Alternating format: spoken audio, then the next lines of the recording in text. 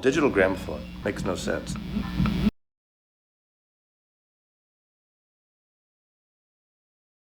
What's up, guys? So, instead of, I got a little bit of time to myself here at the house. And instead of catching up on some shows or doing other things by myself or anything constructive for that matter, instead I'm going to do the least selfish thing I can think of and record a vinyl community video for people who don't care about anything that I listen to. So, I stole this idea from a guy that I know. He shows records that he listens to, sometimes records that he buys, and he shows them to people and puts the video on YouTube. And I just thought it was a great idea, so I thought I would steal it. Today's pandemic relief moment is brought to you by Hop, Drop, and Roll. There's the can. Hop, Drop, and Roll is made by Noda Brewery here in Charlotte, North Carolina. If you hate hops, you will hate this beer. If you love hops, you will love this beer. It's like a hop explosion in your mouth.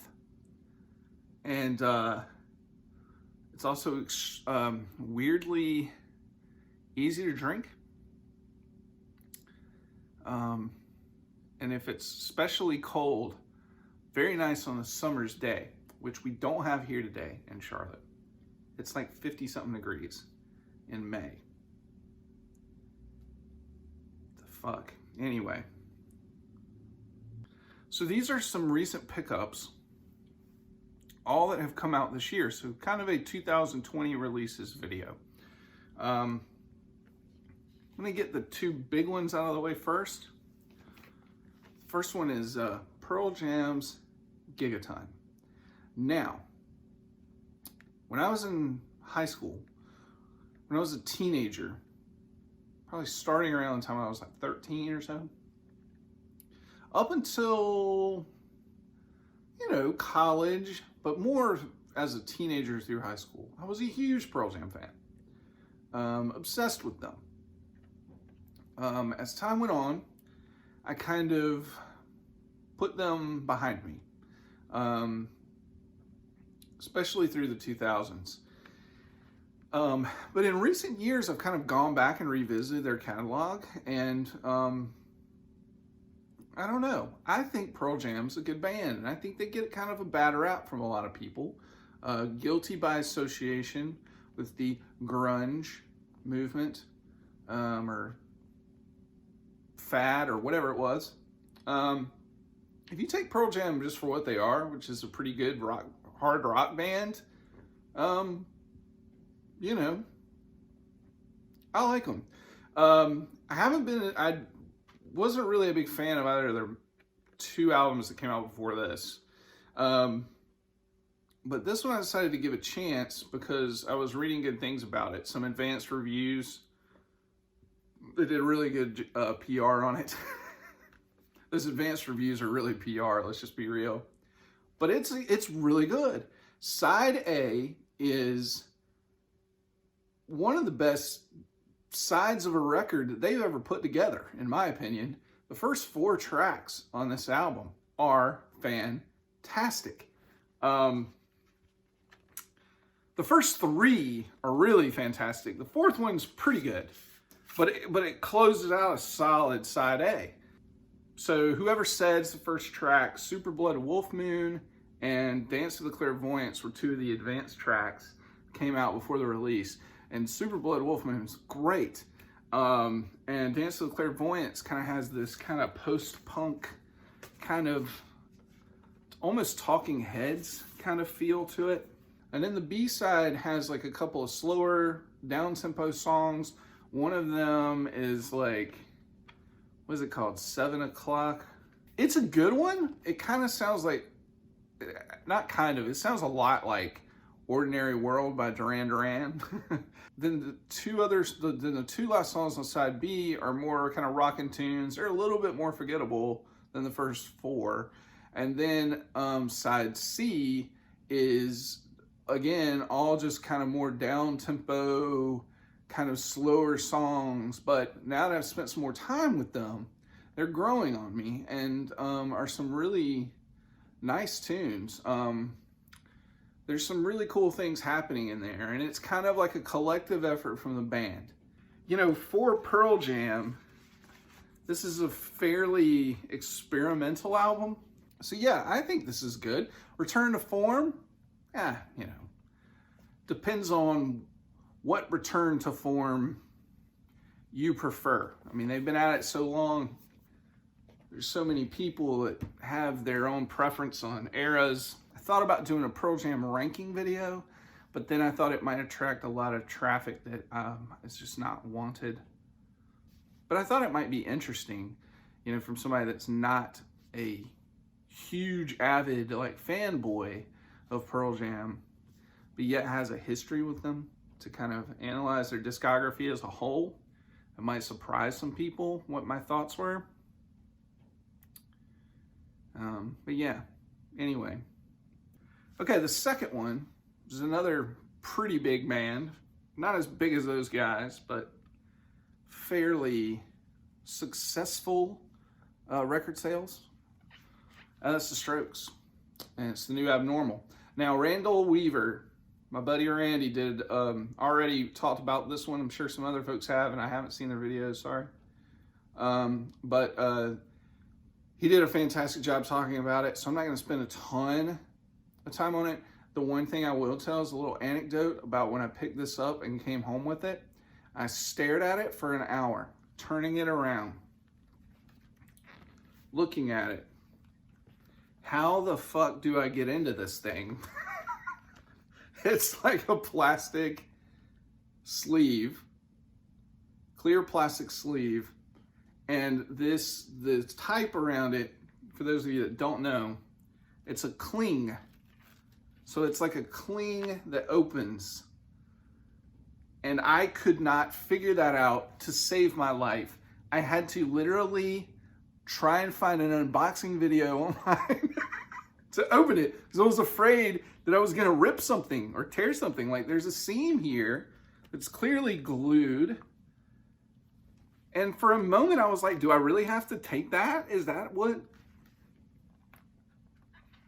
I really enjoy this Strokes album. This is the first one that they've put out since Room on Fire, which was their second one in 2003, that I've actually really enjoyed. And I streamed it for a while before I decided to buy it.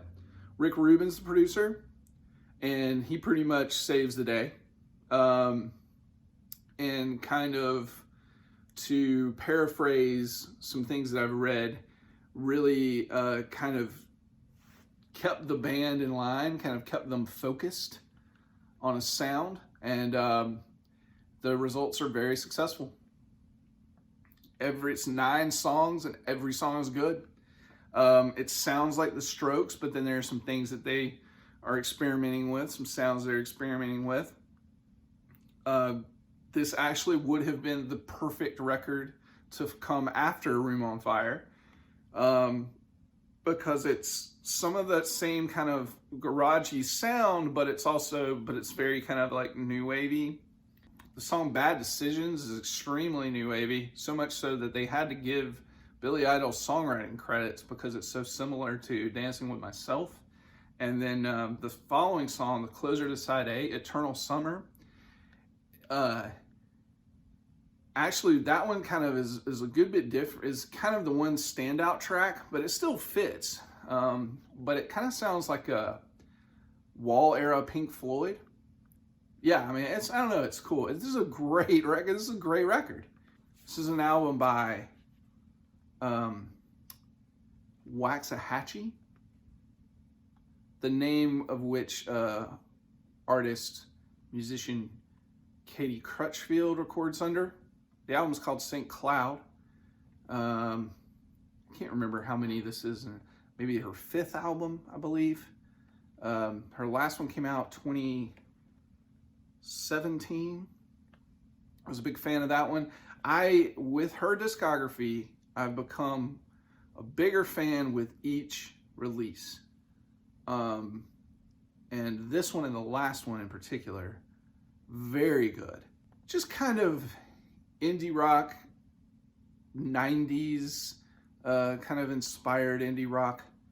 But just really good stuff. Has a really cool voice, a really cool personality, if you will. You would think by the cover of this album that this is like maybe her homage to like country rock or something. And there's a couple of songs on here that are a little bit, they have flourishes, as Mazzy would say, of country rock. But for the most part, it's still just pretty much an indie rock album. And I really enjoy it. It's I think her best one to date. It's getting really good reviews. The opener, Oxbow, is really good. The song Fire. Hell is probably the most catchy. And yeah, it's a really good tune. But yeah, Waxahatchee. St. Cloud. And I hover above like a deity, but you don't worship me. You don't worship me. Yeah, you stripped the illusion. You did it well. I'll put you through hell. I'll put you through hell.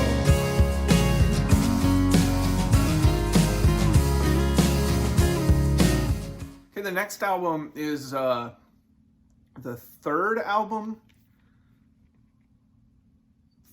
Third album by Lily Hyatt.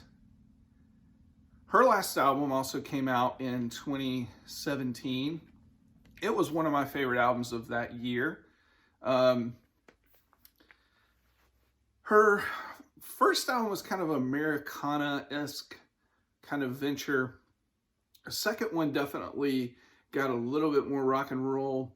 Still kind of labeled that Americana thing. She's associated with that whole scene. She lives in Nashville, Tennessee, where a bunch of other musicians like Jason Isbell and his wife Amanda Shires. Amanda Shires actually appears on this record. I think, and I've read some reviews on this that say that this is kind of even venturing more into rock and roll, a more rock and roll album.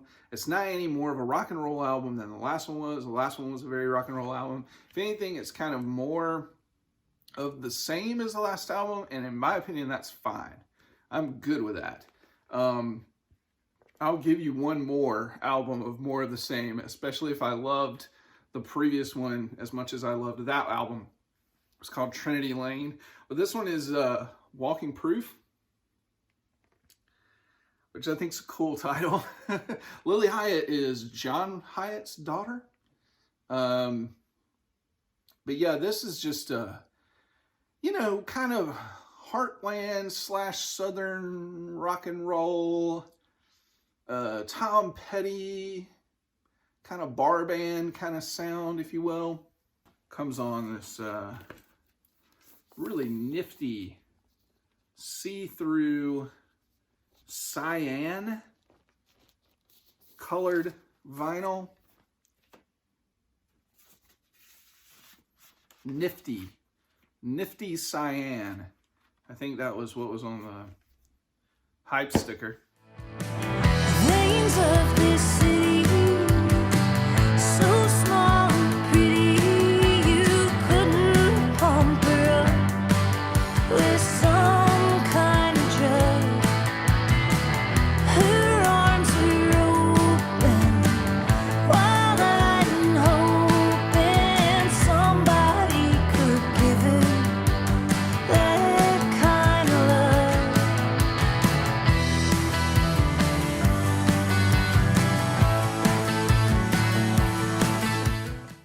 Okay, the last album I'm going to talk about is the new album from Stephen Malkmus, Traditional Techniques. And this is his second solo album that he's released since the last Jix album. And this album I love. I think it's great. It's produced by Chris Funk, who's the guitarist for the Decemberists, multi-instrumentalist guitarist for the Decemberists.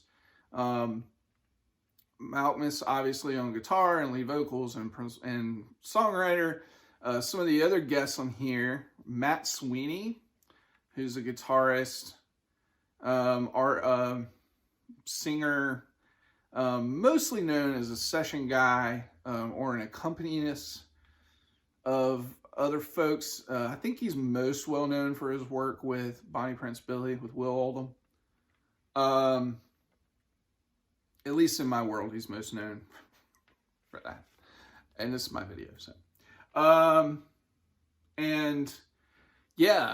Blake Mills is on here on one song. Spooner Oldham is on here for one song. Spooner Oldham of Muscle Shoals, Alabama. The Swampers. And then there's a guy on here by the name of Kais SR. I'll spell it down here, but it's Kais SR or SR. And he plays the rebab. And it's awesome. And that guy, he's got his own kind of career and a few albums out on his own, and I'm probably going to look into. Stephen Malkmus talked about in an interview how he was kind of inspired by Tenariwen. He'd been listening to a lot of Tenariwen. And he's a big fan of psych music, especially like 13th Floor Elevators.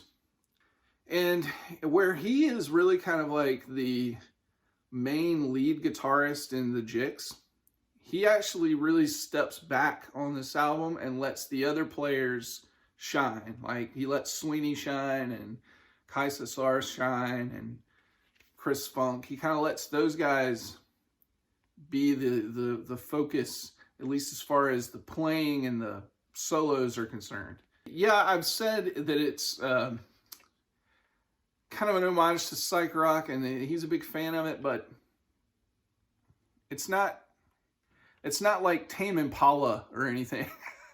It's not like King Gizzard and the Lizard Wizard.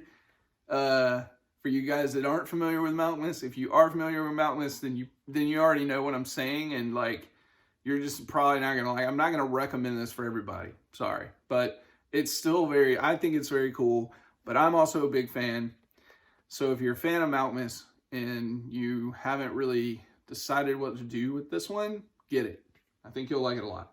That's the end of another lackluster performance. Hope everybody's doing well.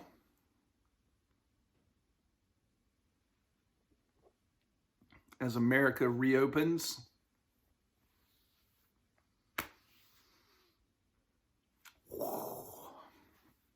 It's gonna get weird. It's gonna get weird. All right. Hope you guys are doing well again. Sorry. Take care of each other. Take care of your families. Take care of yourselves. Don't cough on anybody. Don't touch anybody. Generally don't look at anybody, but still be nice to everybody. Yeah. All right. Cheers.